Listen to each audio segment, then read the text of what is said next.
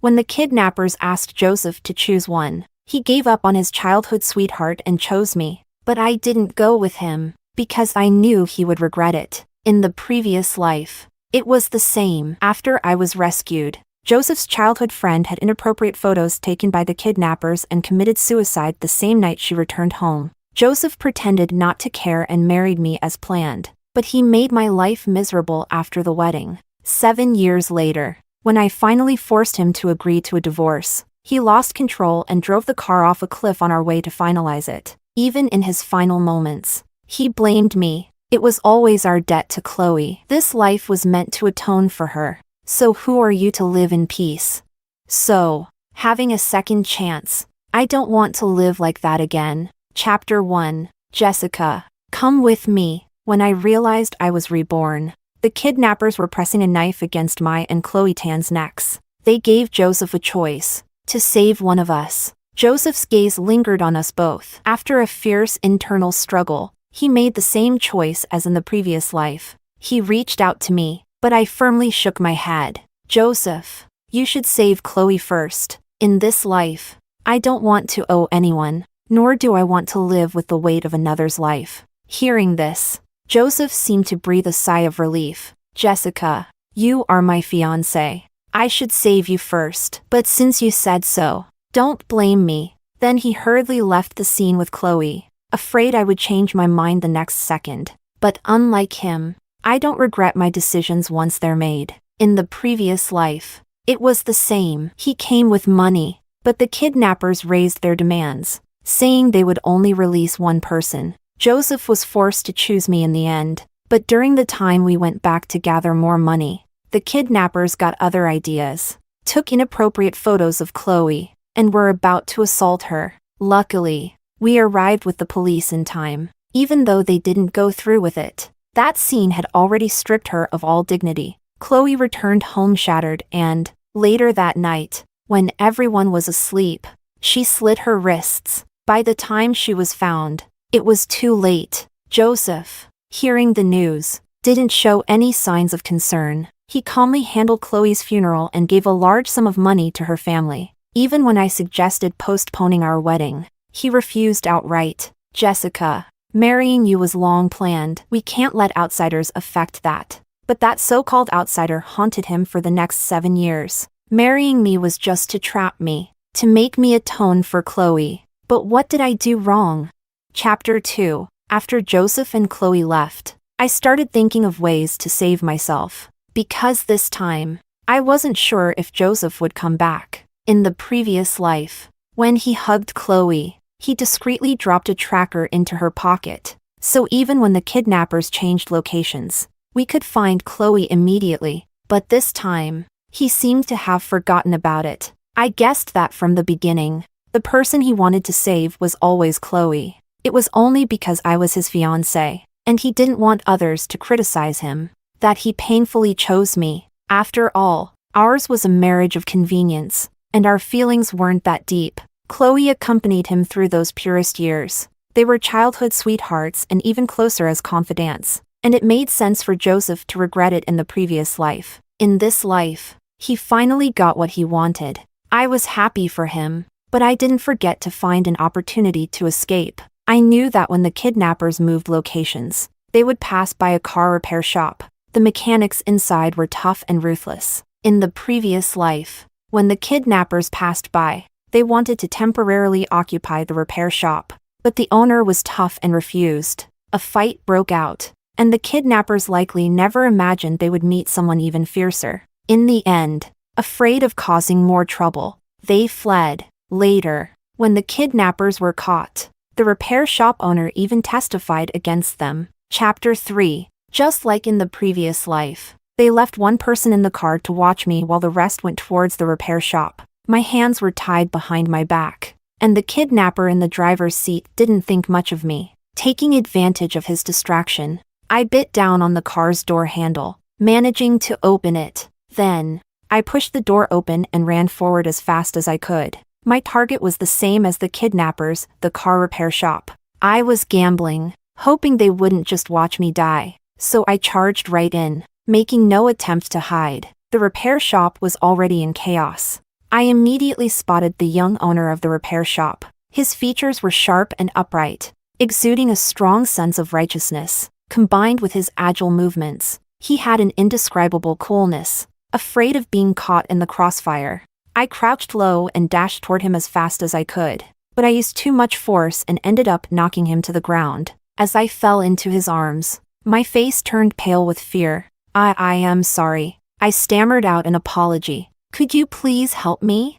The man glanced at me, his brows furrowing. The next second, he grabbed me and rolled us both across the ground several times. Then, with a loud bang, a chair landed where we had just been lying. If he hadn't reacted in time, I might not have survived. Still shaken, I noticed the kidnappers realizing I had escaped. What started as a takeover had now turned into a hostage situation. Both sides were in a standoff. I looked up at the man beside me and whispered, "If you save me, I'll do anything you want." But he didn't respond, only looking thoughtfully at the kidnappers. Someone behind him couldn't help but remind him, "Jonathan, sometimes it's better not to get involved." "So, his name is Jonathan." As I received no reply, my heart sank. Forget it. There's no need to force someone into this. When the leader of the kidnappers called for me a third time, I took a step forward, but almost immediately, a hand pressed down on my shoulder. I was forced to stop.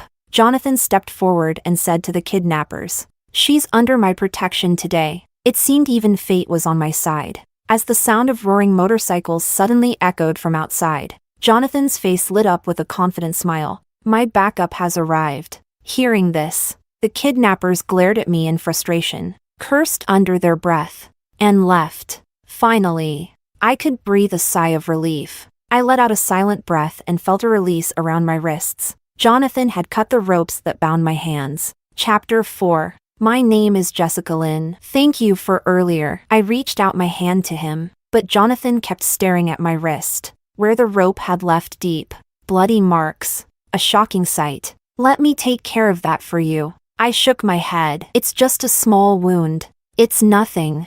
Who was it just now that said they'd do anything if I saved them? Without waiting for my response, he pushed me down onto a bench and fetched a first aid kit. "Brace yourself." I bit my lip as I watched him carefully tend to my wound. A warmth suddenly spread through my heart. I remembered in my previous life, just after I married Joseph, there was a time when he got drunk. As I helped him back to the room, I casually mentioned that he should drink less. He flew into a rage, violently pushing me away. I lost my balance and fell to the ground. The jade bracelet on my wrist shattered on the floor, and the shards cut into my wrist. I screamed, clutching my bleeding wrist in pain. Joseph saw it and only stared at me coldly, saying, "Does it hurt?" "It should. Chloe's pain was 1,000 times worse than yours. But she can't cry out anymore. If it hadn't been for saving you, she wouldn't have been humiliated by the kidnappers, and she wouldn't have ended up." I sat there, disbelief written all over my face. My heart grew colder and colder with each passing moment. It took me a long time to find my voice again. "But the kidnappers took Chloe and me to threaten you. You chose to save me first. Why are you saying this now?" Joseph's drunkenness seemed to have faded a bit, but his eyes remained icy. "Jessica, I never wanted this marriage. If you hadn't told Grandma that you liked me, she wouldn't have forced me to marry you. So, what you're saying is, if it weren't for me, you would have only needed to save Chloe, right?" I suddenly laughed. "Joseph, you're ridiculous. Instead of blaming the kidnappers, you blame me." I got up and treated my wound by myself in the room. After that, no matter how much it hurt, I never told Joseph again. Now, the man in front of me, afraid I was in pain, was awkwardly blowing on my wound. My eyes stung with tears. I closed them and took a deep breath, pretending to ask, "What are you doing?" Jonathan looked up, his smile pure. "When I was a kid and got hurt, my mom used to do this. Does it feel better?" I nodded. "Yes, much better." Satisfied, Jonathan continued what he was doing, but the atmosphere was soon interrupted. Chapter 5. Ming, I heard someone was causing trouble at your repair shop, so I rushed over. "Whoa, where did you find such a stunning girl?" A tall man with a floral tattoo on his arm entered through the door, and when he saw me, his eyes immediately lit up. Wow, this is rare. I think this is the first time I've seen such a beautiful girl at your place. As he spoke, a strange blush crept up his face. Seeing this, Jonathan stepped in front of me, shielding me from view. Thanks, but the situation is already handled. As for anything else, it's none of your business. I'll treat you to a drink another day. The tattooed man paused, finally realizing what was happening. John, now that you've got a girl, you don't even want to deal with your brothers? He turned his head away in a huff, clearly upset. Jonathan sighed, then pulled him aside and whispered, "Can't you take a hint? Go cool off somewhere else." Ming, is she your girlfriend? What do you think? Totally. You two look perfect together. Smart guy. I don't care. You owe me wedding sweets. You'll get your share. The two of them kept whispering to each other not far away. Even though they lowered their voices, I could still hear every word. To ease the awkwardness, I pretended to be busy, looking around, up and down, just nod at them. A few minutes later, Jonathan finally managed to send the tattooed guy away. Once he was gone, Jonathan asked, "Where do you live? I'll take you home." Maybe it was selfish, but suddenly I didn't want to go back so soon. After all, my parents were always busy with their own affairs, and even if I didn't go home for a month, they wouldn't notice. As for Joseph, if I'm right, he's probably been reborn too. He's likely eager to spend his life with Chloe now. In the previous life, even after being married to him for 7 years, he never took me to any events, never shared a room with me. Whenever people asked about us, he would always wear a cold expression, eventually turning me into a joke in the circle. This time, I'll keep my distance from him, so I pleaded with Jonathan, "Could you let me stay for a few days?" I carefully tugged at the corner of his shirt, giving it a little shake. Based on both lives, he seems like a good person, and he's capable of protecting me. If I cling to him, would he refuse? Jonathan suddenly leaned in closer, his gaze unusually intense. "Little girl, if you keep this up, I might take it seriously." Maybe it was because he was so close. I could even catch the fresh scent of soap on him. I instinctively swallowed, about to speak, when a familiar voice came from behind. "What are you two doing?"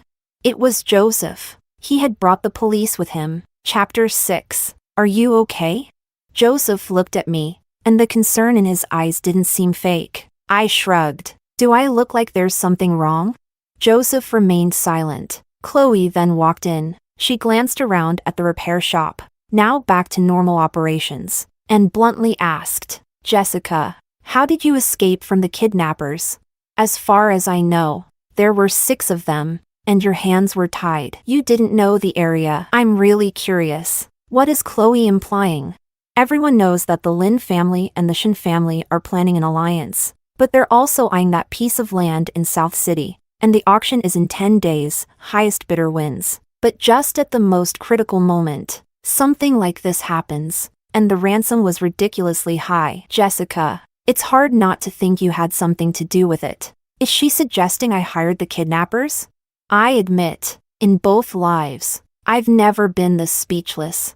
I truly felt helpless and sympathetic for what happened to Chloe in the previous life. But this time, I practically saved her. Yet, after being rescued, the first thing she does is accuse me. It's truly disheartening. I suddenly raised my hand and shouted, "Officer, someone is slandering me here." And just like that, we were all taken in. While waiting for questioning, Chloe still wouldn't let up. "Jessica, why aren't you saying anything?"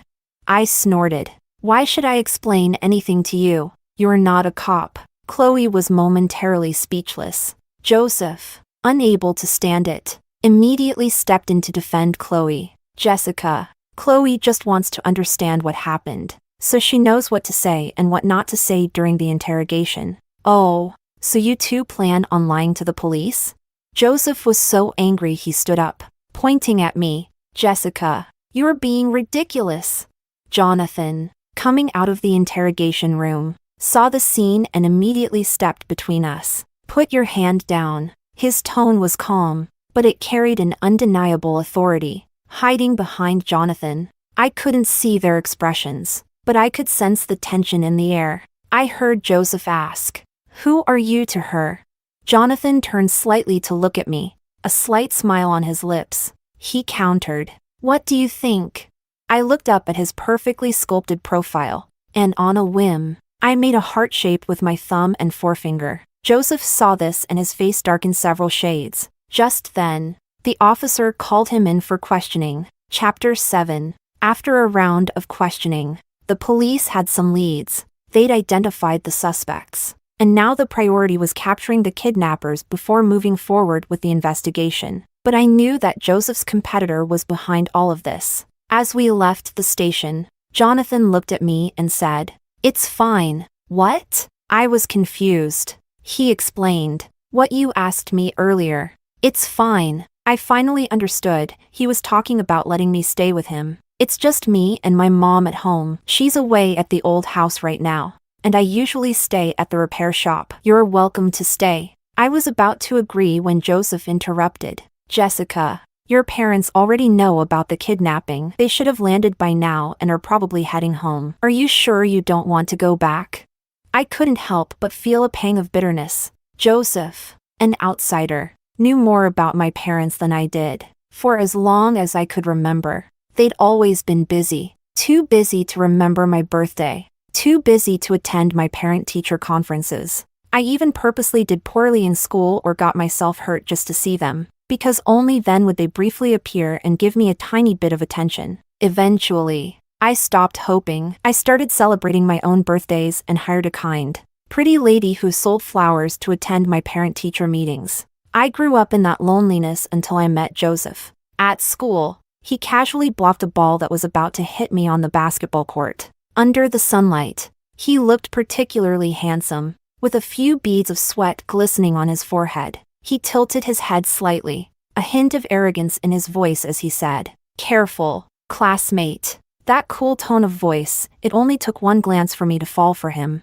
Back then, I was too shy, muttered a quick thanks, and ran away. After that, I began to pay attention to him, learning that he had a close childhood friend, but it seemed like their relationship was nothing more than that. My silent crush during those years was quiet yet quietly grew in my heart. Later, even if we bumped into each other or exchanged a glance, it would make my heart race and my face flush. I knew that I probably wouldn't have much say in my future marriage. So when I found out that Joseph was my arranged marriage partner, I was happy for a long time. My parents were also fond of Joseph, keeping in touch with him more often than with me. In the previous life, when I asked for a divorce from Joseph, my parents were completely against it. "Joseph is capable and even puts up with your bad habits. You should be grateful instead of making us worry." I knew that ever since our marriage, the Lin and Shin family's interests were tied together, and getting a divorce wasn't easy. So I endured year after year until I developed depression and began self-harming, forcing Joseph to agree to a divorce. Now that I have a second chance, I want to live for myself this time. That's why I don't want to go home. But suddenly, I remembered there was still something I needed to deal with, so I had to go back. Before leaving, I took Jonathan's phone from his pocket, entered my number, and called myself. Once I heard my phone ring, I handed his phone back to him. "Remember to save my number. I'll come find you in a few days." With that, I hailed a taxi and left. From beginning to end, I didn't give Joseph a single glance. Chapter 8. When I returned home, I found my parents sitting in the living room waiting for me. Before I could say anything, they began to scold me harshly. "Joseph told us what happened today. Can you stop being so reckless in the future? Those were kidnappers. Jessica, you could have been killed, and you told Joseph to save someone else first?" Mom sighed heavily as she spoke. "How can we trust you with the company if you keep behaving like this?"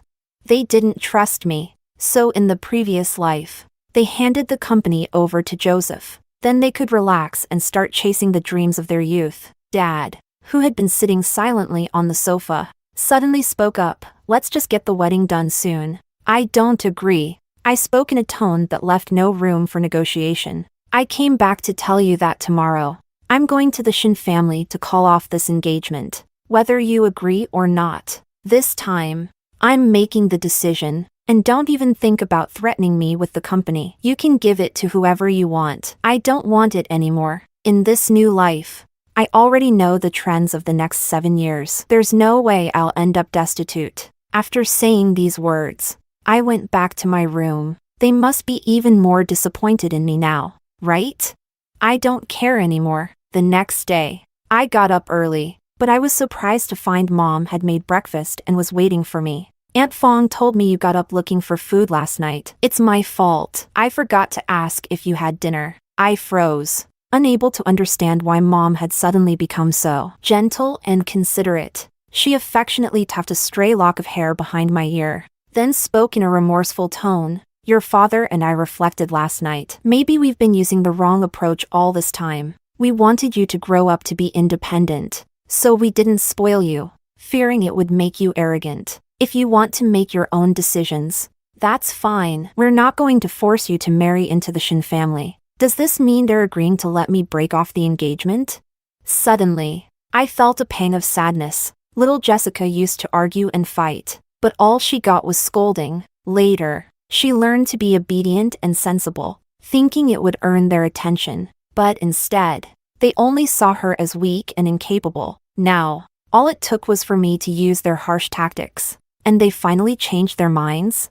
It felt unbelievable, even as the car arrived at the Shin family villa. Chapter 9. Actually, the idea of the Lin and Shin family alliance originally came from Joseph's grandmother. It all started when I saved Mrs. Shin at a banquet after she fainted from low blood sugar. After she regained consciousness, she was very grateful and insisted on making me her goddaughter. We got to know each other through that connection. I would often go to the Shin family's old house for meals. It wasn't until one day, when I met Joseph there, that I realized Mrs. Shin was his grandmother. Mrs. Shin was sharp and immediately noticed my feelings for Joseph. That's how everything unfolded later. Now, having to personally tell her that I wanted to cancel the engagement felt a bit wrong. After all, she had already given me the bracelet that had been passed down in the Shin family for generations. Now, it seemed I could only return it. Chapter 10. Joseph arrived before me, with Chloe by his side. They were both dressed rather formally, perfect for after I break off the engagement, they can immediately get engaged. Everyone wins. But as I placed the bracelet on the table, Joseph grabbed my wrist and asked, "What's the meaning of this?" Right. Last night I only told him to meet me at the Shin family's old house. I didn't mention the breakup. Mrs. Shin looked at the two of us, as if realizing something. Jessica, did Joseph do something to hurt you? As she spoke, she shot a fierce glare at Chloe. I respectfully addressed Mrs. Shin. Grandma Shin, I'm the one who wants to break off the engagement with Joseph. My tone was calm, as if I were merely discussing today's weather. Joseph's pupils suddenly contracted upon hearing this. He was clearly in disbelief. Why? Because yesterday you left me to save someone else. I think that's who you really want to marry, isn't it? I looked at Chloe and found her staring back at me, putting on the stubborn look of a delicate little flower. No. Joseph's voice wavered with self-doubt. Wasn't it you who asked me to save Chloe first? I was testing you, and the result was clear. Joseph was suddenly speechless. Mrs. Shin sighed and said, I heard about what happened yesterday. You're a good child, Jessica, and it's Joseph who isn't worthy of you. Grandma. Joseph abruptly interrupted Mrs. Shin. He squeezed my wrist so tightly I thought he might break my bones. Jessica, I won't agree to this. Don't even think about it. My wounds from yesterday hadn't healed, and now, with his grip, they were probably bleeding again. I endured the pain, suddenly finding it all very funny. In the previous life, after Chloe's death, he mourned her for 7 years. Now, having been reborn, he couldn't wait to save Chloe. I thought he was deeply in love with her, eager to marry her as soon as possible. I tugged at the corner of my mouth and laughed, if you insist. Then tomorrow I'll find the media and unilaterally announce the cancellation of our engagement. That way, it'll be your Shin family that's embarrassed. With that, I pried his fingers off one by one and turned to leave. Chapter 11. I didn't expect Joseph to chase after me. Just then, Jonathan's motorcycle arrived at the entrance of the Shin family home. Not wanting to get entangled with Joseph any further, I simply said, "Sorry, my boyfriend's here to pick me up." Joseph frowned, displeased, and mocked. "Jessica, are you sure you want to be with this poor guy? Do you think he can make you happy? Better than being with someone like you, hypocritical and two-faced." With that, I walked toward Jonathan, but in the next second, my wrist was grabbed again. Ouch! I let out a cry of pain. It was only then that Joseph noticed the injury on my wrist. Flustered, he tried to explain. I didn't know you were hurt." I lowered my eyes, my smile full of sarcasm. "As if you'd care even if you did." Jonathan, seeing this, couldn't hold back anymore. He rushed forward and knocked Joseph to the ground with one quick, precise punch. Joseph spat out a mouthful of blood. His eyes filled with rage, but he didn't dare make another move. Jonathan, using a warning tone, said, "Stay away from her." He then placed his helmet on my head, revved the engine, and took me away. The motorcycle sped through the mountain roads, the scenery flashing by. I leaned against Jonathan's back, feeling the thrill of speed. It was as if this could temporarily erase all the unpleasantness from before. "Where does my girlfriend want to go?" Jonathan's voice came from in front of me. I chuckled. It seemed he had heard what I said earlier. So, naturally, I wrapped my arms around his waist and said, "Since you're calling me your girlfriend, can I check out your place? Besides, I'm hungry." "Of course. No problem. I happen to be a decent cook." "Then I want 4 dishes. Consider it done." Jonathan's laughter echoed through the mountains. Maybe it was his influence, but at this moment, I felt incredibly carefree. Chapter 12. Jonathan's home was bigger than I expected. He hurriedly brought me a pair of brand new men's slippers. They might be a bit big, but it's the only new pair I have. I slipped them on casually, smiling. "It's fine. Good thing I come back occasionally to tidy up. It shouldn't be too messy." Although he was the host, he seemed more nervous than I was. I plopped down on the sofa, resting my chin on my hand as I looked at him. "I can't cook, so you'll have to do the hard work today." Instead of heading to the kitchen right away, Jonathan brought over a first aid kit. The bandage from yesterday had stuck to my wound after Joseph squeezed it, and the blood had dried, making it adhere to the bandage. Jonathan carefully poured iodine onto the bandage, trying to soften the wound and the cloth. Such a delicate task, yet this big man handled it with the utmost care. Half an hour later, the wound was re-bandaged. He didn't forget to remind me, "Don't get it wet for the next couple of days." I instinctively replied, "How am I supposed to take a bath then?" 2 days without a bath is fine." After thinking for a moment, he added, "I won't mind." "You wouldn't dare." "I wouldn't." "Humph. Should I go make dinner now?" "Yes." I nodded with a smile. I suddenly realized that whenever I was with Jonathan, I always felt particularly relaxed. An hour later, he brought out 4 dishes: sweet and sour pork, garlic shrimp, steamed fish, and cucumber salad. He handed me the chopsticks. "Try it." I tasted each dish and gave him a thumbs up. The colors, aroma, and flavors were perfect, leaving a lasting impression, just like him. Looks like I won't have to worry about where to eat in the future. Chapter 13. In the afternoon, I received a call from my father. The gist of it was that he wanted me to attend the auction in 10 days, saying that if I could secure the land in South City, the company would be handed over to me entirely. I knew about that piece of land. Besides the Shin and Lin families, several other companies were eyeing it. In the previous life, I was shaken by the kidnapping incident, and Chloe's death afterward left me emotionally unsettled. I fell seriously ill and missed the auction, but even if I hadn't been sick, I wouldn't have competed against Joseph. Back then, I was completely devoted to him, thinking I had finally found someone I could trust for life. But the Shin family was facing a debt crisis at the time, and securing that land was still a challenge for Joseph. In the end, I transferred some funds from Lin's company to help him. Joseph eventually won the bid, and after acquiring the land, he built a theme park there. It attracted numerous businesses, And within a few years, he successfully elevated the Shin family to new heights. This clearly showed that the land was a lucrative investment, which is why so many people were after it. But this time, I'm determined to win it. I didn't expect Chloe to come begging me. Unlike her aggressive attitude a few days ago, she was now humbling herself, pleading with me in a meek voice. Could you please not break off the engagement with Joseph? He and I have always been just friends. If you agree, I promise I'll never appear in front of you again. I silently looked at her, feeling nothing but speechlessness. Yes, in the previous life, I always believed they were just good friends. But after Chloe died, Joseph's actions made it clear that his feelings for her were far more than just mourning a friend. I remember the day he agreed to divorce me. It was after I had developed depression and had attempted self-harm for the 10th time. He came home to find me lying on the floor, covered in blood, perhaps afraid that I might die in his house. He finally agreed to the divorce, but on the way to finalize it, he suddenly asked me, "Do you know what today is? It's Chloe's death anniversary." I looked at him in confusion and shook my head. I could barely take care of myself. How could I remember that?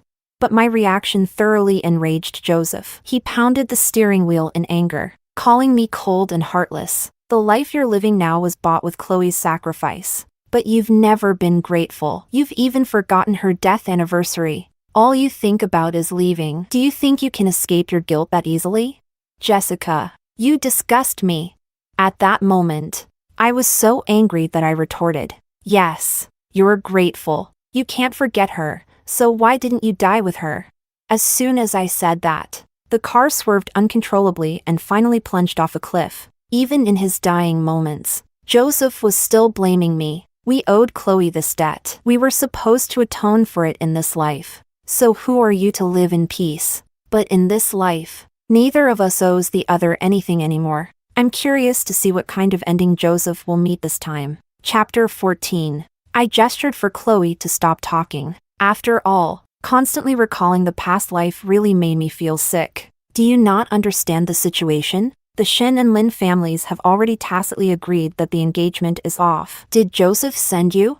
She shook her head. No, I just don't want to see him lose. Jessica, didn't you always like Joseph? This is all my fault. I shouldn't have suspected you of hiring the kidnappers, and I shouldn't have suddenly come back from abroad. If I hadn't, Joseph wouldn't have hurt you by saving me. Her words were making my head spin. You don't want to see him lose?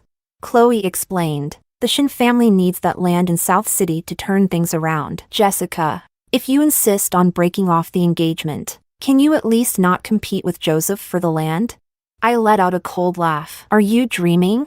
Finally, I understood. In the previous life, when we rushed to save Chloe, the police had already captured the kidnappers, and the 2 large ransom payments were successfully recovered. Along with the money I took from the Lin family, Joseph was able to secure the land. But now, because I saved myself and alerted the kidnappers, they've likely fled to who knows where. The police haven't found any solid leads, let alone recovered the ransom. So, it looks like the Shin family has lost their advantage in securing the land. Chloe, however, still wouldn't give up. She bit her lip and suddenly knelt down in front of me. Jessica, I'm begging you. You may not love him, but can't you at least not ruin him?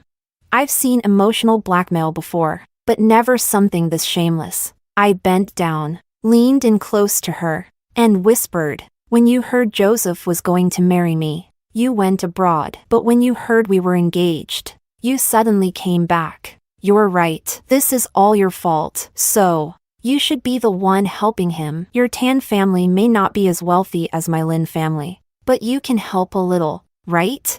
And besides, the last time he took money, it was to save you. It had nothing to do with me. So why are you begging me? Should I call you foolish or call myself foolish?" Hearing this, Chloe's face turned pale. She opened her mouth, but in the end, didn't say anything else. If she could figure things out, good. If not, the only one who'd suffer would be her. Chapter 15. During this time, I went home and found that my parents had left again. It seems they're still the same, only caring about their own pursuits, never changing. All they need is a qualified heir, they don't care who it is. Whatever. It's not like I really care about them anyway. I stayed home for 2 days, and my wrist had mostly healed. I took a car from the garage and headed straight to Jonathan's repair shop. But before I could find Jonathan, I ran into that big guy with the floral tattoo from before. He awkwardly greeted me. "Hello, sis. Where's Jonathan?" I asked him. He scratched his head and replied, "Brother Ming went out. Are you looking for him for something?" As soon as he finished speaking, he smacked himself on the mouth, mumbling, "Why can't I get anything right? Can't she just visit for no reason?" Then he grinned at me and said, "Sis, why don't you take a seat? Brother Ming should be back soon." I nodded and sat down on the sofa. There were several different tea sets on the coffee table. I made myself a pot of tea and slowly savored it. The big guy didn't leave. Instead, he watched me with a look of curiosity, sneaking glances at me from time to time. Seeing me making tea by myself, he explained, "I'm a rough guy. I don't know how to make this stuff. Usually, Brother Ming makes it for me. I hope you don't mind." I looked up and asked, "What's your name?" "Daniel. Is he good to you?" I'm not sure why, but I had that feeling. Daniel shook his head, and I thought I was wrong. But then he said, "No, Brother Ming is good to all of us." I raised an eyebrow. "Oh, tell me about it." Most of the people who work at this repair shop come from impoverished areas, and many of them have some physical challenges. For example, Ryu, who works on the engines, can't speak, but he can tell what's wrong just by listening to the sounds. Then there's Juan, who does maintenance. He has a limp. And Ken, who handles painting, can't read a single word. When they first came to the city, they were just looking for a way to make a living. But when they got here, they realized that with physical disabilities, no education, and no skills, it was hard even to find a decent job. Brother Ming took them in, gave them time to learn the trade, provided food and shelter, and even paid them. So this group of people became loyal to Brother Ming, following him wherever he went. I see. I looked at Daniel again and asked, "What about you?" Hearing this, his face suddenly turned serious for the first time. I met Brother Ming 5 years ago. At that time, I had crossed the wrong people and was nearly beaten to death. It was Brother Ming who saved me. Since then, I've sworn to follow Brother Ming for life. If anyone dares to mess with him, they'll have to step over my dead body first. To be honest, after hearing this, I was deeply moved. All my life, I've been surrounded by loneliness, with few people truly caring for me. But Jonathan was able to gather such a group of people who would follow him so faithfully. I felt a sudden surge of envy and a strong desire to see him. "Do you know where he went?" Daniel thought for a moment and said, "Brother Ming didn't say exactly, just that someone was looking for him, somewhere near Tiancheng Plaza." I was about to leave when Daniel seemed to remember something and added, "Oh, by the way, sis, Brother Ming is actually quite wealthy. He's just very low-key about it. He originally told us not to call you sis. He said since you're from a wealthy family, we should call you miss." I frowned at that. Why is Jonathan still using such old-fashioned titles? Chapter 16. I never would have imagined that I'd walk into a cafe at Tiancheng Plaza and see Jonathan sitting with Chloe. I didn't know what Chloe was saying to Jonathan, but her eyes were red as if she'd been crying, and Jonathan was just listening, his brows furrowed the whole time. After watching for a while, I saw Chloe suddenly stand up and move from her seat to sit next to Jonathan. My intuition told me something wasn't right between them. If it were the old me from before today, I might have just left, then blocked Jonathan. After being hurt once, I absolutely cannot tolerate any relationship that isn't pure. But if it's Jonathan, I want to trust him this time. Just as I was about to walk into the cafe, I saw Jonathan quickly get up from his seat, as if he was trying to avoid something dirty. And then, as he left, we locked eyes. Compared to my calmness, Jonathan was taken aback for a moment, clearly not expecting to see me there, and then quickly walked over to me. "Jessica." Chloe also came out at this moment, her face showing a hint of urgency. "Mr. Ming, if you can just agree." Chloe's next words stopped abruptly when she saw me, but she quickly composed herself and instead asked me, Jessica, what are you doing here? Are you here to see Mr. Ming too? She said, intentionally leaning closer to Jonathan. But Jonathan was quick, and as she moved closer, he immediately jumped to my side. Looking at me with a slightly guilty expression, he said, Jessica, I pretended to be stern. We'll talk about this later. Chloe watched our interaction, her eyes growing dim. Jessica, I really underestimated you. I shrugged and replied, yeah, I think so too. Chloe was at a loss for words. Her face was as if a paint palette had been overturned, turning all sorts of colors, from green to white to red, a rather amusing sight. In truth, I'm not the type to easily suffer a loss. In the previous life, if I hadn't taken people who didn't care about me so seriously, I wouldn't have ended up in such a miserable state. Chapter 17. Jonathan brought me back home. By then, the sky had already turned dark. We nestled on the sofa, neither of us saying a word. After a long silence, he was the first to speak. Aren't you going to ask? Didn't you say you'd come back to deal with me?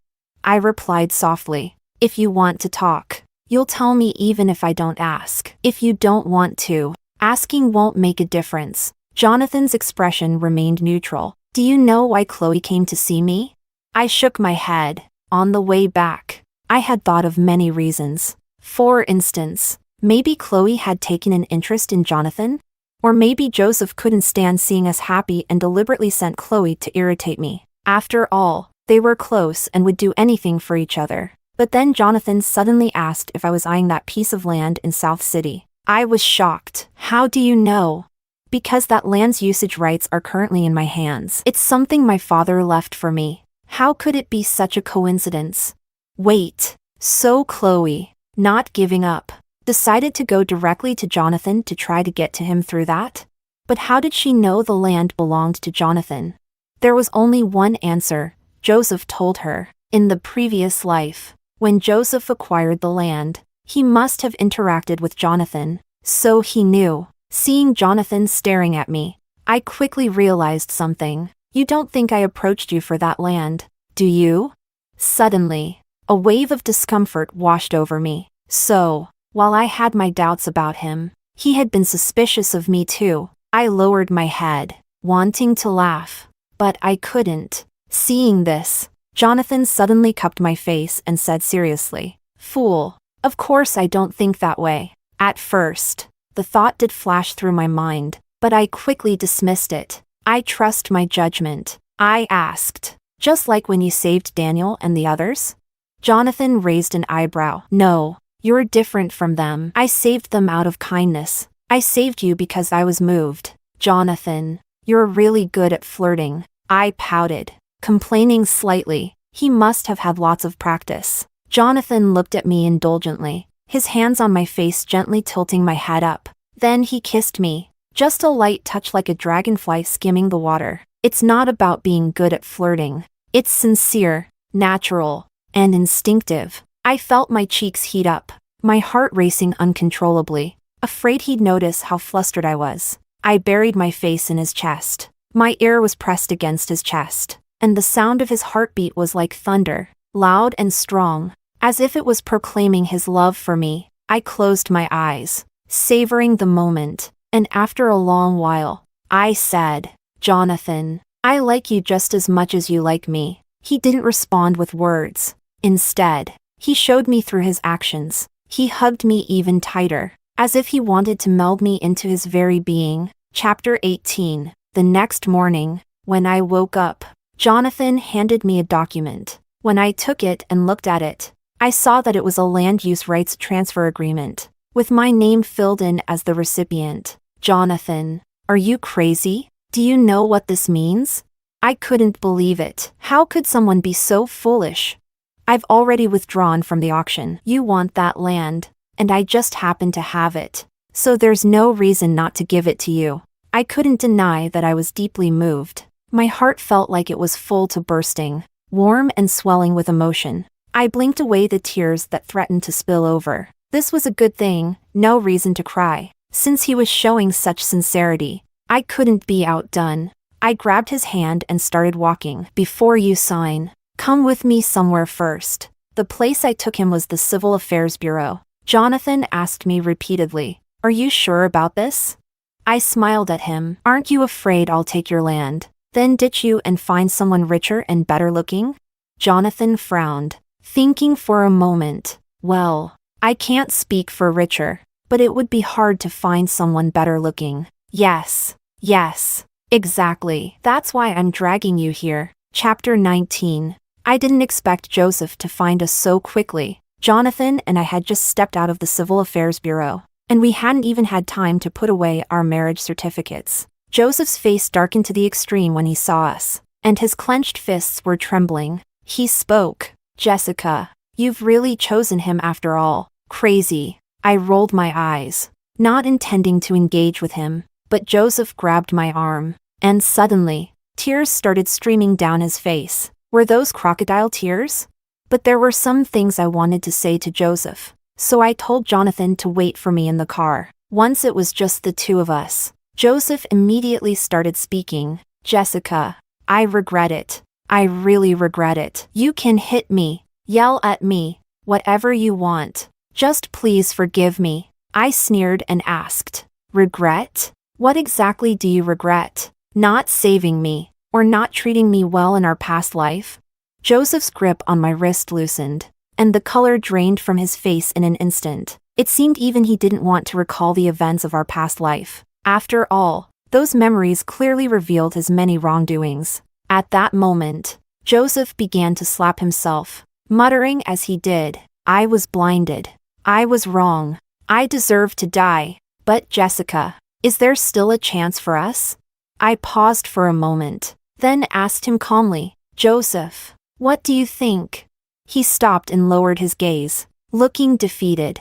Then, as if a thought struck him, a glimmer of hope appeared in his eyes. "No, it's Chloe. It's all her fault. If she hadn't suddenly come back, none of this would have happened. And I never asked her to come find you. It was all her doing, all one-sided." He grabbed my hand again, pleading desperately, "Please, just trust me one last time, okay? The person I've always loved is you. Truly, I know I've sinned, so I won't ask for anything else. Just that you look at me, even if you let me be third place. That's fine." I stared at Joseph in shock, unable to believe these words were coming out of his mouth. I yanked my hand back forcefully, even wiping it on my clothes. "Joseph, what are you after?"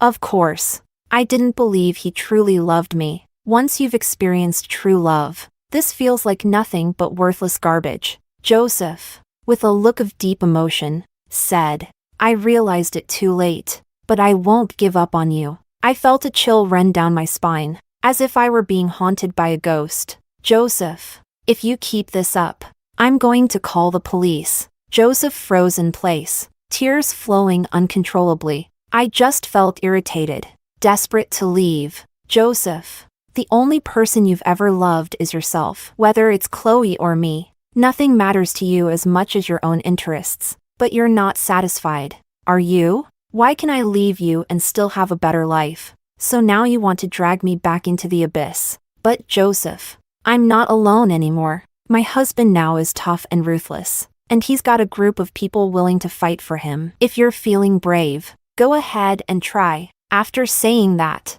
I glanced over at Chloe, who was standing not far away. I had noticed her following us for a while but hadn't said anything. I hope she can finally see Joseph for who he really is and stop being someone who's taken advantage of and doesn't even realize it. Chapter 20. It felt like a farce had finally come to an end. After learning that I had successfully secured the land, my father, true to his word, handed the company over to me. I didn't tell them about getting married to Jonathan because I didn't want anyone interfering with our lives. I just wanted a peaceful life for the two of us. Each day passed quietly, with my time split between the company and home. Not long after, I heard that Chloe was leaving the country. Even the person who loved Joseph the most didn't want him anymore. Before she left, she posted a long article on social media, condemning Joseph for his betrayal, cold-heartedness, and lack of integrity. With nothing better to do, I decided to give that article a bit of a boost. As a result, the Shin family, already in a debt crisis, saw their stocks plummet further, and they were reportedly on the brink of bankruptcy. Joseph was running around frantically every day, desperately seeking help. But at that point, who would be willing to help him? So, once again, he came to me. It had been several months since we last saw each other. Now, I was busy every day with the development of that land, motivated by the prospect of future wealth. But the Joseph standing before me now was a shadow of the man I'd seen months ago. His face was gaunt, his eyes sunken and bruised, his beard unkempt, and his entire demeanor reeked of defeat. I asked him, "Are you here to ask for my help?" To my surprise, he shook his head. He told me, "Jessica, I've been diagnosed with depression. I haven't had a good night's sleep in months. I finally understand the pain you went through before. This is my punishment." I fought back a smile and said, "How can this be punishment? It's a blessing. Think about it. In your last life, you died regretting that you couldn't save Chloe. Even with all your success and having me by your side, you were never truly happy. But now, heaven has given you a second chance. Even though you've lost everything, you've made up for the regret of your past life. That's enough. Heaven has been kind to you. People can't be too greedy. You gain some, you lose some. You can't have it all." That was the last time I saw Joseph, because 3 months later, on the night Shin Corporation declared bankruptcy, Joseph got drunk, had a depressive episode, and drowned in his bathtub. By the time someone found him, he was already cold. Indeed, what goes around comes around. Chapter 21. When Jonathan heard about it, he was giving me a back massage. My dad used to tell me, if someone's character is flawed, they're destined not to go far. I turned over and couldn't help but ask, "Then how far do you think we'll go?" Jonathan thought seriously and said, "With our character, I'd say 100 years wouldn't be too much to ask for." I wholeheartedly agreed. Of course, it wouldn't be. Then it wouldn't be too much for your husband to ask for a good meal, right? Jonathan looked at me with intense eyes, his gaze reflecting me as if I were the most beautiful rose in the world. They say loving someone is like tending to a flower. Jonathan cherished me, never letting me suffer even the slightest hardship. And as a result, I became stronger and more fulfilled. The things I never had in 2 lifetimes, Jonathan gave me in abundance. I wrapped my arms around his neck, kissed his lips, and said, "Not too much at all.